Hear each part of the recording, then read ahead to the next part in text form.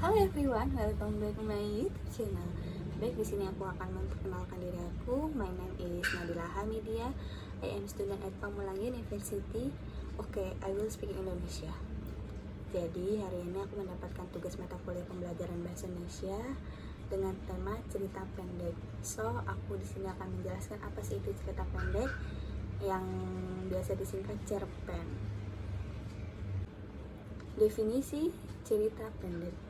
Cerita pendek adalah salah satu jenis prosa yang isinya bukan kejadian nyata dan hanya dibuat-buat. Jumlah kata di dalam cerita pendek tidak lebih dari 20.000 kata. Penulisan cerita pendek menggunakan gaya bahasa yang naratif. Menurut para ahli, menurut H. Yasin, cerpen merupakan sebuah cerita pendek yang memiliki bagian di mana terdapat struktur yang lengkap, mulai dari perkenalan, permasalahan, dan penyelesaian dari masalah tersebut. Selanjutnya ada struktur cerpen. Baik, di sini aku akan menjelaskan macam-macam dari struktur cerpen. Yang pertama ada abstrak. Abstrak merupakan pemaparan gambar dari awal cerita yang dikisahkan. Pada cerpen, abstrak biasanya digunakan sebagai pelengkap cerita, maka dari itu abstrak bersifat opsional atau bisa jadi tidak ada pada cerpen tersebut.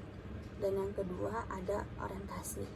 Orientasi cerpen biasanya menjelaskan tentang latar cerita seperti waktu, suasana, tempat, atau lokasi yang digunakan dalam penggambaran cerita pendek.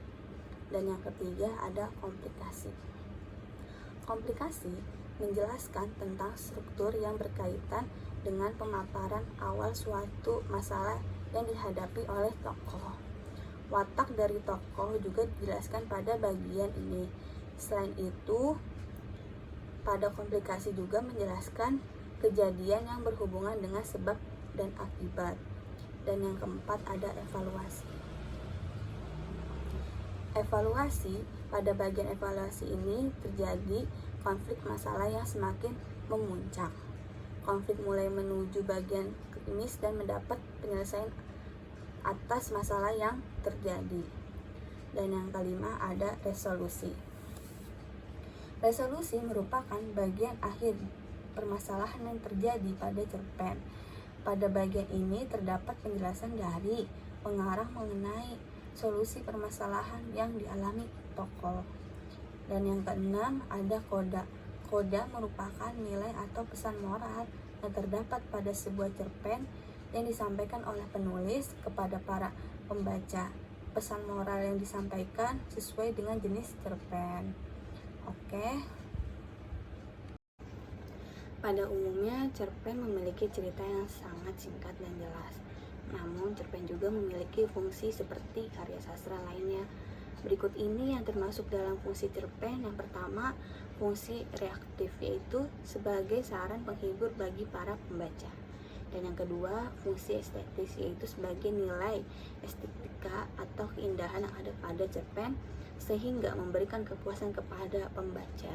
Dan yang ketiga, fungsi didaktif, yaitu sebagai pemberi pembelajaran atau pendidikan yang akan bermanfaat bagi pembaca.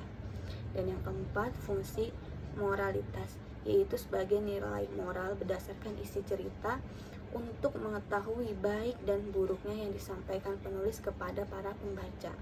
Dan yang terakhir, fungsi religiusitas, yaitu sebagai pemberi pembelajaran yang religius yang nantinya bisa dijadikan sebagai contoh baik oleh pembaca. Sebuah cerpen memiliki ciri-ciri tertentu yang khas, di mana ciri-ciri ini nantinya akan digunakan sebagai pembeda dari karya sastra lainnya. Berikut inilah ciri-ciri dari cerpen. Yang pertama, pada umumnya cerpen bersifat fiktif atau berupa karangan dari penulis. Dan yang kedua, cerpen memiliki susunan kata yang tidak lebih dari 10.000 kata.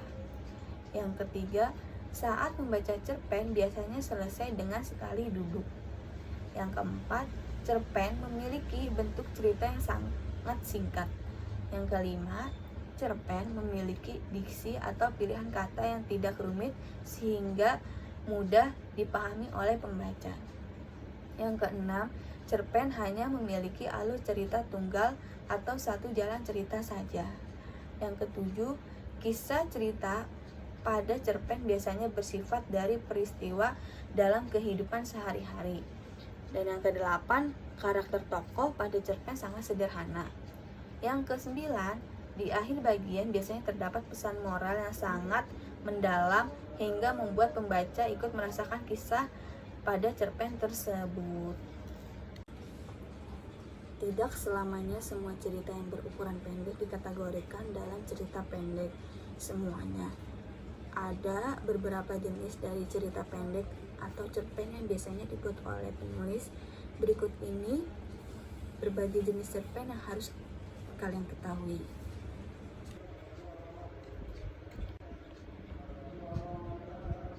Cerpen sedang. Jenis cerpen pendek atau cerpen kedua yaitu cerita pendek sedang atau cerpen sedang. Cerita pendek sedang biasanya memiliki panjang sekitar 700 hingga 1000 kata panjangnya. Cerpen sedang juga bisa ditemui dengan mudah pada buku-buku pelajaran sekolah karena dianggap efektif dan menarik perhatian. Dan yang ketiga, cerpen panjang. Jenis cerpen terakhirnya itu cerpen panjang. Yang satu ini biasanya dibuat dengan panjang sekitar 1000 kata atau lebih, dan bahkan ada sebagian cerpen dibuat mendekati 5000 kata atau bahkan 10.000 kata. Jenis cerpen yang satu ini memiliki ciri umum yang penuturnya yang santai, karena penulis ingin menuturkan cerita yang lumayan panjang. Biasanya bagian pembuka dan penutup cukup panjang pula. Proses memasuki bagian konflik juga lebih panjang. Dan biasanya hingga pembaca bisa lebih memahami cerita dengan lebih mendetail. Biasanya juga jenis cerita pendek yang satu ini jarang ditampilkan pada buku pembelajaran karena cukup panjang. Selain terdapat beberapa cerpen di dalam buku, cerita pendek dijelaskan mengenai cerpen memiliki visi serta gaya penulisan yang berbeda, prosesnya kreatif yang masih banyak lagi. Sebuah cerpen atau cerita pendek memiliki suatu unsur pembentuk yang harus ada di dalam cerpen itu sendiri. Unsur ini dinamakan dengan unsur intrinsik. Unsur intrinsik akan membangun kisah cerita yang ingin disampaikan oleh penulis. Berikut inilah beberapa unsur intrinsik. Yang pertama ada tema. Tema sebuah cerpen harus memiliki tema cerita. Hal ini karena tema menjadi unsur utama yang ingin disampaikan penulis kepada kisah ceritanya. Yang kedua, ada alur atau plot. Alur atau plot merupakan urutan peristiwa atau jalan cerita pada sebuah cerpen. Pada umumnya, alur pada cerpen diawali dengan perkenalan konflik, masalah, lalu penyelesaian. Namun, ada beberapa jenis alur cerita yaitu alur maju, alur mundur, dan alur campuran.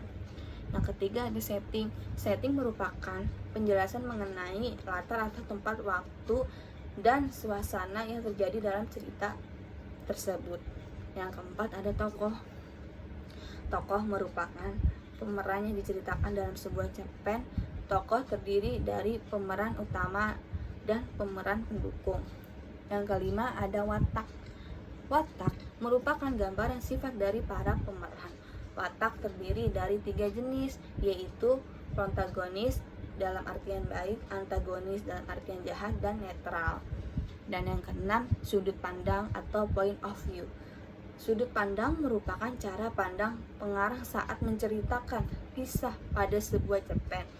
Sudut pandang dibagi menjadi 2 bentuk, yaitu sudut pandang orang pertama yang terdiri dari pelaku utama, aku merupakan tokoh utama, dan pelaku sampingan, aku menceritakan orang lain.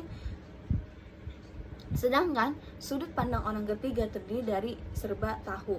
Dia menjadi tokoh utama dan pengamat, dia menceritakan orang lain.